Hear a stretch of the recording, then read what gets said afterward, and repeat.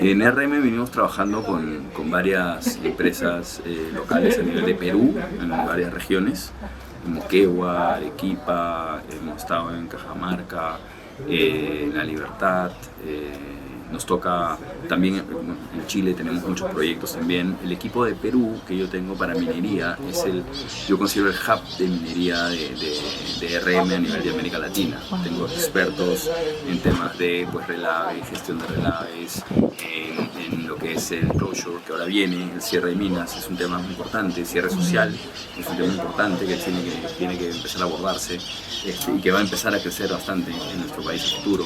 Pero sí hemos tenido experiencia a nivel del país en general, ¿no?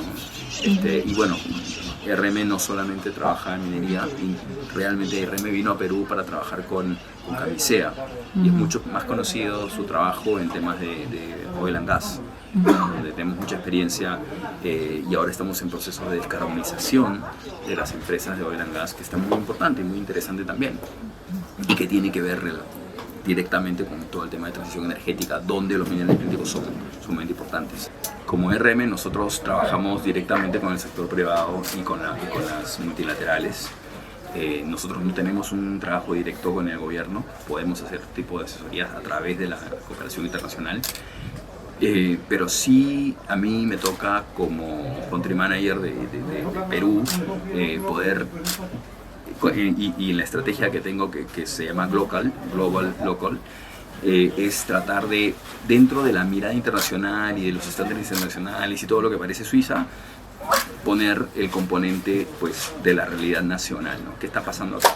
O sea, yo no puedo implementar un estándar internacional si no tengo conciencia de que en mi entorno hay ilegalidad e informalidad, porque estaría haciendo algo que no va a ser sostenible. Lo que sí hemos hecho, por ejemplo, es todo el tema de la gobernanza, y en algunas empresas acá localmente también hemos trabajado la gobernanza del agua, por ejemplo, y por otro lado también con el ICMM, el International Council of Mineral Mines, hemos hecho algunas líneas de recomendación hacia cómo tendría que abordar la minería, todos los aspectos que están vinculados al entorno y consecuentemente también a temas que tienen que ver con la informalidad. No hemos hablado directamente de la ilegalidad, te soy sincera.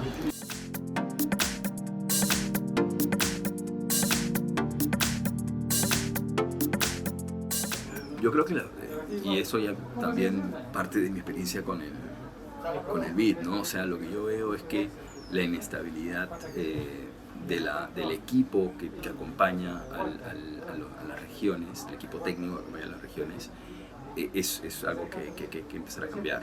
O sea, tenemos que empezar a tener mucho más gente preparada y no solamente un grupito que va moviéndose de sector en sector o de región en región, sino tenemos que tener mucho más gente preparada a nivel de la región, por un lado. Por otro lado, preparación para poder entender un poco cuál es la dinámica de los proyectos. Minería, por ejemplo, estamos hablando de minería propiamente, sí creo que hay que tener mucha preparación, formación, conocimiento de estar en el sitio. O sea, no es porque seas de tal lugar es que sepas, tienes que ir al proyecto, conocer el proyecto, y estoy hablando particularmente no solo de las regiones, sino también de algunas instituciones públicas nacionales, donde no tienes a la gente que supuestamente te va a aprobar el estudio ambiental, no conoce el proyecto. Entonces, ¿de qué estamos hablando? O sea, si no conoces el proyecto, ¿cómo puedes dar una opinión técnica que sea válida, ¿no?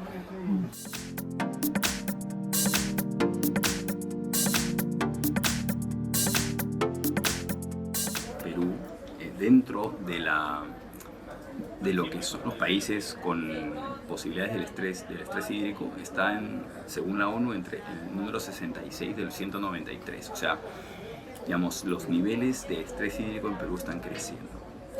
¿Y eso qué significa en términos, digamos, prácticos? Tenemos que darle mayor importancia a la eficiencia del uso de los recursos hídricos. Y para lograr eso, primero tenemos que entender cuáles son los factores de riesgo que están en torno a la eficiencia que tenemos que darle.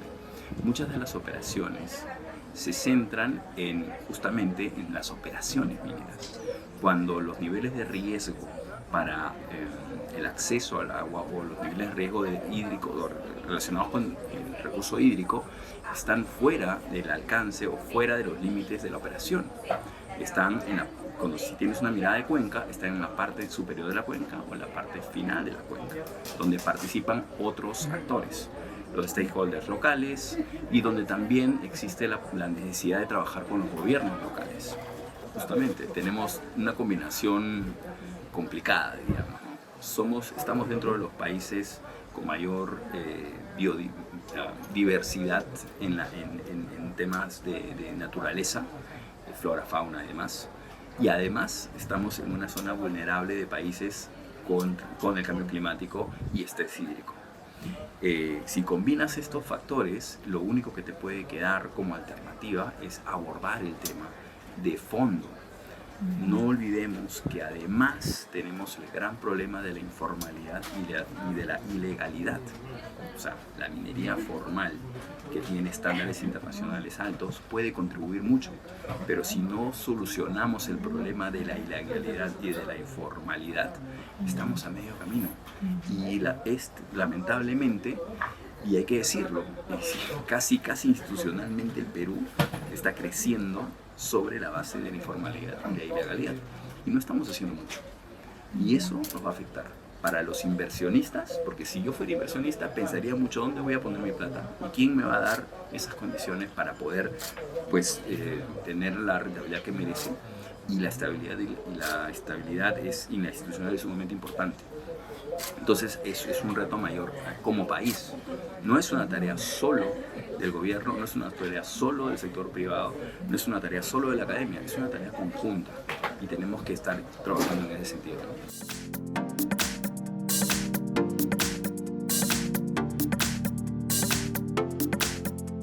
Nosotros desde RM, y basado en la experiencia que hemos tenido en diferentes partes del mundo, hemos identificado que cuando estamos hablando de ESG, que se ha vuelto casi una mala palabra, estamos hablando de cómo integramos la mirada del sector, tanto del gobierno como el de los stakeholders, y la mirada técnica.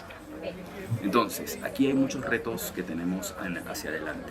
El primero es poder internamente entender que los riesgos que no están en nuestro control, son los riesgos que tenemos que controlar más. ¿Qué quiere decir eso? Que tenemos que tener una mirada o un enfoque de cuenca, no un enfoque de operación, para comenzar. Lo segundo es cómo logramos transmitir la información de una manera sencilla para que los stakeholders puedan entender de qué estamos hablando. Hablar de agua es hablar de temas muy complicados. Explicarle a la gente que ya el agua viene mineralizada en una zona donde existe minería es difícil, pero eso solamente se va a lograr si podemos tecnificar un poco la información, y necesariamente tenemos que trabajar con los otros actores para poder elevar el nivel del debate y de la conversación. Es un reto no menor que nos va a tocar a nosotros como país desarrollar. Los inversionistas a nivel global están pidiéndole a las empresas que cumplan con ciertos estándares mínimos internacionales. Actualmente tenemos el TNFD, que es un marco de referencia en torno a cómo uno afecta a la biodiversidad y cómo los efectos climáticos en la biodiversidad también te afectan a la operación. Y es algo que todavía no hemos trabajado a profundidad en nuestro país. Algunos estudios se están haciendo inicialmente. Nosotros tenemos la suerte de estar trabajando con alguna empresa para poder desarrollar el TCFD, que está más enfocado en cambio climático y descarbonización, pero todavía no estamos trabajando en temas de capital natural y biodiversidad, que también es lo que necesitamos hacer. Capital natural y biodiversidad están íntimamente vinculados al manejo del agua y la gestión del agua en la cuenca, y eso es algo que tenemos que empezar a identificar. De otro lado, el recurso hídrico, el agua, es un derecho humano, y otra de las cosas que están pidiéndose a nivel global es poder tener una mayor mirada en cómo uno afecta o impacta directa o indirectamente en los derechos humanos de las comunidades del entorno de la empresa.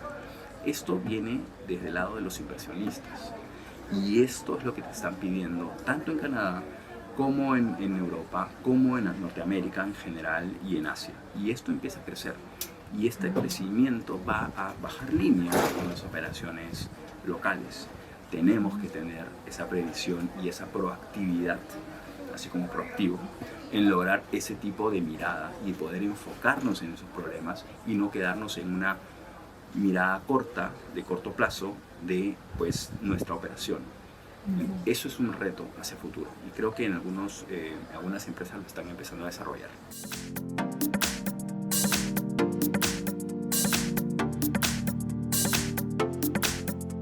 Y lo que pasa, bueno, yo te lo digo por experiencia ya laboral anterior a mi rol en este momento, es que en muchos de los países africanos lo que dice el presidente es lo que se hace. No hay mucho margen de opinión. Y pues si estamos hablando de Congo, particularmente República Democrática del Congo, yo te puedo decir que en mi experiencia lo que yo veo es que no hay margen de, pues, seguramente hay informalidad, sí, sin duda, e ilegalidad 100%, pero es muy castigada y siendo que es naciente en su desarrollo minero, creo que lo que están teniendo desde el lado formal les parece necesario, lo justo que necesitan, no necesitan más. Pero digamos que las formas de abordar los temas son mucho más verticales, por decirlo de alguna forma, ¿no?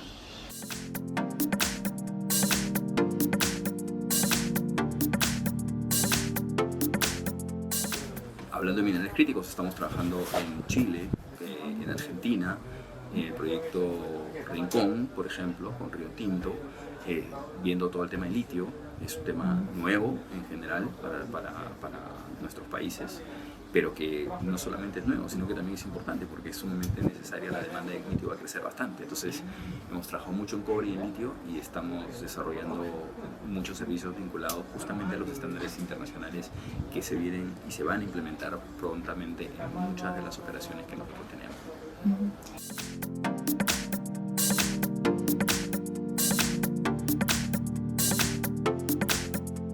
Yo creo que hay muchos y pasan por no solamente por el trabajo que se tiene que realizar o recomponer la fibra social existente en el área, pero también por la parte financiera, ¿no? O sea, es importante ver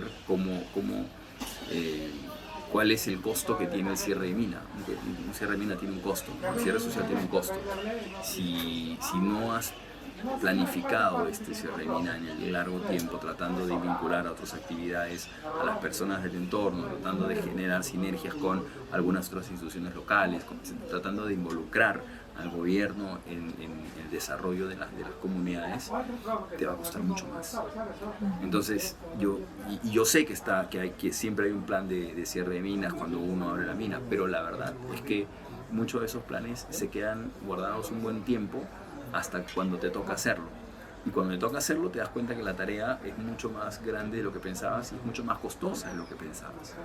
Entonces hay formas innovadoras de hacer el cierre de mina que tienen que ver mucho con soluciones basadas en la naturaleza. Por ejemplo, tratar de identificar espacios donde tú puedas aprovechar el medio ambiente para poder hacer un cierre técnicamente bueno.